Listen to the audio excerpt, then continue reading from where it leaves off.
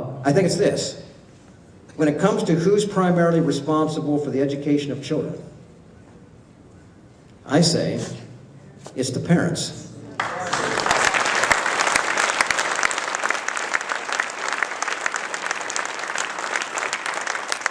It's not government. Now, does government have an interest? Absolutely it does. It has an absolute interest in making and wanting to assure that there are good academic and educational choices that all of our children can learn and then become productive adults. But if we believe that it's parents' primary responsibility, then government's responsibility is to say, are we meeting the parents' needs across this Commonwealth? Are we providing for them the maximum number of choices so that they are fully engaged? Because you fully engage a parent with their child's education, and the child's performance academically goes up, as well as their discipline problems go down. If they're connected like this, I was able to write the state's current school choice law. In the last years of the Ridge administration, the EITC law, the Educational Improvement Tax Credit law. It's the country's model law. It has helped over 50,000 kids a year in Pennsylvania, and it could help a whole lot more, so we just need to do more of this. Now, the last challenge, as I perceive it, in Pennsylvania is an ethical challenge. I think all of you would agree that there are real ethical challenges here in Washington, in the state, and also in Washington. When I think of ethics, I think of two words. I think of the word of honesty, and I think of the word humility. I think of humility because, and it was mentioned earlier, I don't know if it was Gary or John mentioned this, I forget. I think it was Gary you're talking about it. It ties in with this. We have an option, having a real blessing in this country to be able to elect those who are in office. And we call those who are in office, generally we call them public servants, do we not? And when they get done with some number of years, we sometimes acknowledge them for their years of service. What attitude is it that really embodies the concept of servant or service? It's humility. Because only with humility do you have a servant. Because a humble attitude will say this: I may be in elected office, I may be elected, however, I'm not here because I am better than anybody else, smarter than everybody else, or have a heritage that's somewhat superior to everybody else's. No, only but that I have been, for a moment in time, in this time in which we live, I've been given the opportunity to pick up this baton from someone who has gone before, be involved for a certain number of years in this experiment in freedom that William Penn called it, and then take and pass that off to someone who then takes it on and does the same thing again so that we can have the same opportunities for our children and grandchildren that we've had. That's what it's all about. And it stands in sharp contrast to the attitude we see in Washington today, which cares nothing for what people think and what they want. Now, honesty is the other part. Honesty is so important. You got to tell the truth. We have to tell the truth about where we are and where we're going. You know, if you don't tell the truth and you can't trust each other, you're in trouble. Any organization is in trouble. A home is in trouble. If you as spouses can't trust each other, we're in trouble. As an employer, if you think your employee may be stealing from you, your business is in trouble. Why is it any different in a civil government as we are a free republic as we have? If we ever get to the point where the people at large look and say at those in government, we don't trust them, which I submit is where we are today, we're in trouble.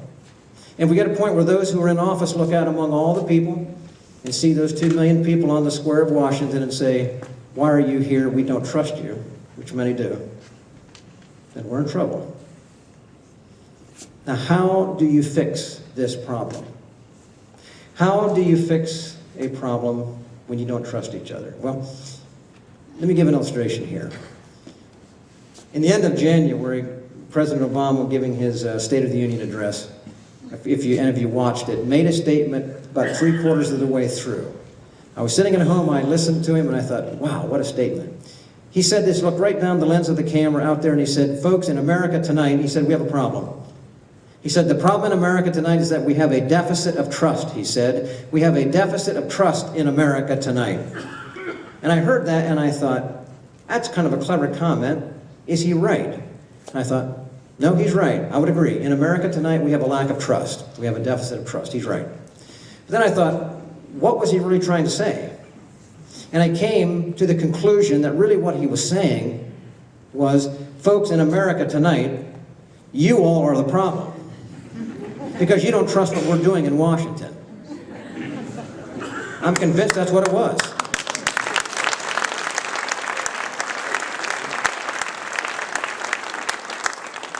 What he did was to accurately describe a condition, a lack of trust. What he did wrong was to say that that was the problem. That was a problem for him, but that's not the problem. What he was describing was the symptom. Lack of trust is a symptom. What he should have said was, folks, in America tonight, we have a problem. And the problem in America is this: we have a deficit of truth.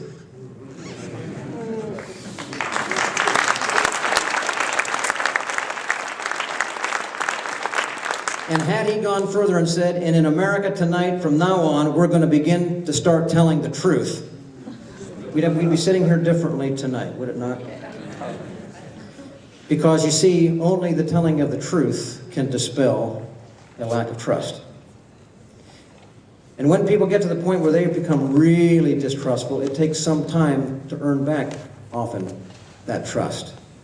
But you've got to start with the telling of the truth.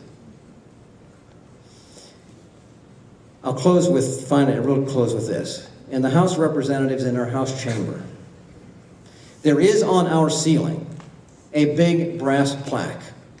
And the big brass plaque has a few words written on it. I don't know who decided to put it there, but it was put there at the turn of the 20th century when the building was built. And it's the only thing that all of the members of the House can read from wherever they stand, anywhere in the room.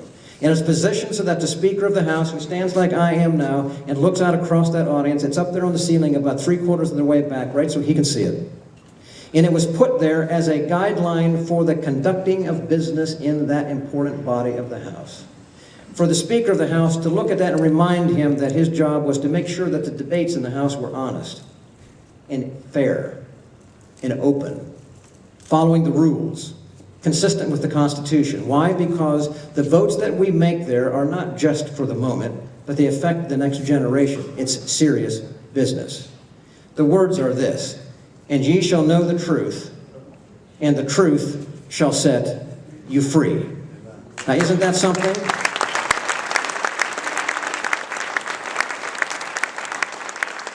My guess would be, if someone now were to decide we're going to put something on the ceiling, and they put together a committee, they wouldn't choose that. It might be check Rasmussen or the latest polls. It might be, if it's difficult, put it off until after the next election. But it wouldn't be that, because that gets right down to the heart of the matter. Because embodied in that piece of advice there is this: when you're dealing with such important things, you leave truth out of it, you're in trouble. But you tell the truth and you deal with truth, it yields freedom. From two ways: freedom in society, if you deal with the truth according to the Constitution. But for members of the House like myself, who have sat there many times, and I've looked up there during these lengthy debates and such things as gambling and other tax increase things, where I wonder, where is the truth in debate on the floor? Unbelievable, because the men and the women have come to the floor with their votes already determined. They've been bought. They have been purchased. So they didn't come to the floor hearing a debate. They've already sold themselves out. I don't hear any truth on the floor. And I thought, you know, times can be difficult. Votes can be difficult. But you do it according to the truth and what's right, we can go back home at night, put our head down on our pillow, and say we did the right thing. The guys in Washington, how in the world do you think they passed this last healthcare business?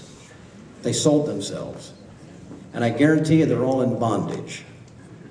They have no peace in themselves because they know what they did was wrong. Truth and freedom. Lies and bondage. The truth of the matter